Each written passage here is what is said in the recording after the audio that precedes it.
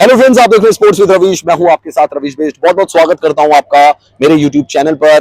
और हमारा जो टेलीग्राम चैनल है स्पोर्ट्स विद रवीश, उसको भी आप सब्सक्राइब कर सकते हैं। रवीश बेस्ट 1 के नाम से मेरी इंस्टाग्राम आईडी है, वहां पे भी आप मुझे फॉलो कर सकते हैं गाइस।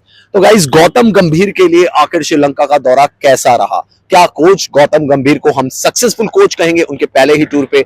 कितने मार्क्स गौतम गंभीर को दिए जाने चाहिए उनकी कोचिंग के लिए? दोस्तों, वैसे तो बहुत जल्दी होगा किसी भी कोच को जज करना कि वो किस तरीके से उन्होंने कोचिंग की है, क्या वो अपने आइडियाज लेकर आए हैं।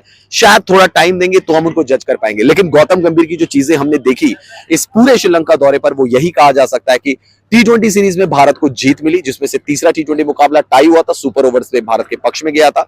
उसमें भी ऑन फील्ड डिसीजन जो थे वो ज्यादा हावी रहे थे, जैसे कि सूर्य कुमार यादव का आखिरी T20 में रिंकू सिंह से बॉलिंग कराना और फिर गेंदबाजी के मोर्चे पर आना। तो वो डिसीजन ऐसे थे जो सूर्य कुमार यादव ने लिए थे, तो उसका क्रेडिट भी हम सूर्य कुमार यादव को दे सकते हैं। अब आते हैं बात वनडे सीरीज की। वनडे सीरीज में रोहित शर्मा और विराट कोहली को बुलाया गया था, स्पेशली गौतम गंभीर के कहने पर, क्योंकि वो चाहते थे कि सीनियर खिलाड़ी सीरीज का हिस्सा बने, और वो कह सकते हैं कि एक फॉर्मल मीटिंग भी उनके साथ चाहते थे, और साथ ही साथ ये भी चाहते थे कि एक लंबा गैप है, तो उससे पहले अगर दोनों खिलाड़ी टीम का हिस्सा बनेंगे तो वो टीम के लिए बेनिफिशियल होगा। अब गौतम गंभीर की कोचिंग की अगर बात की जाए गाइस, तो तीनों जो वनडे मुकाबले श्रीलंका के खिलाफ खेले गए, भारत को जीत नहीं मिली। सबसे बड़ी बात यह है कि गौतम गंभीर खुद स्पिन के इतने बेहतरीन खिलाड़ी रहे, लेकिन उसके बावजूद भी भारतीय खिलाड़ी स्पिनर के अगेंस्ट ही, या कह सकते हैं कि स्पिनर्स के अगेंस्ट ही स्ट्रगल करते हुए नजर आए श्रीलंका की कंडीशन में, जबकि गौतम गंभीर का खुद श्रीलंका में काफी अच्छा रिकॉर्ड रहा है। इसके बावजूद भी भारत का जो मिडिल ऑर्डर है वो पूरी तरीके से शेक करता हुआ नजर आया। एक चीज और भी है, लेफ्ट राइट कॉम्बिनेशन में T20 क्रिकेट पर भी जोर था, और लेफ्ट राइट कॉम्बिनेशन में वनडे क्रिकेट पर भी जोर था।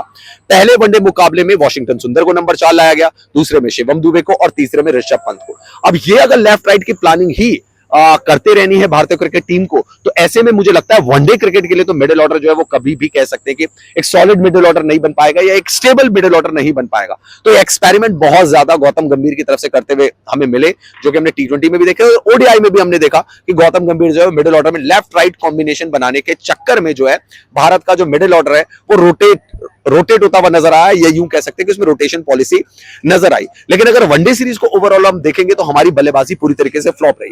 गौतम गंभीर ने क्लास जरूर ली थी बल्लेबाजों की रोहित शर्मा के साथ, लेकिन उसका कोई फायदा मिलता हुआ नजर नहीं आया। इनफैक्ट जो बदलाव भी भारत ने बैटिंग ऑर्डर में किया, उसका कोई बेनिफिट तो भारतीय क्रिकेट टीम को नहीं मिला। तो ओवरऑल अगर असेसमेंट किया जाए सिर्फ इस सीरीज का, तो गौतम गंभीर एज ए हेड कोच उनकी प्लानिंग इतनी एक्स्ट्रा ऑर्डिनरी नहीं नजर आई। अब यहां पर सवाल यह भी उठता है कि क्या सिर्फ गौतम गंभीर प्लानिंग कर रहे थे, क्या रोहित शर्मा का उसमें रोल नहीं था, और क्या रोहित शर्मा भी फ्रंट सीट पर है? ज्यादा इनपुट उन्हीं का था, ज्यादा इनपुट उन्होंने दिया था, ज्यादा डिसीजन अभी भी रोहित शर्मा ले रहे थे, तो ऐसे में गौतम गंभीर को भी ज्यादा ब्लेम नहीं किया जा सकता। तो अगर दोस्तों हम दोनों के कॉम्बिनेशन को साथ ले लें, यानी कि रोहित शर्मा और गौतम गंभीर के कॉम्बिनेशन को साथ ले लें, तो वो तो रोहित शर्मा ने भी एडमिट कर लिया कि उनका कॉम्बिनेशन इस बार कामयाब नहीं रहा है, बहुत कुछ सीखना होगा।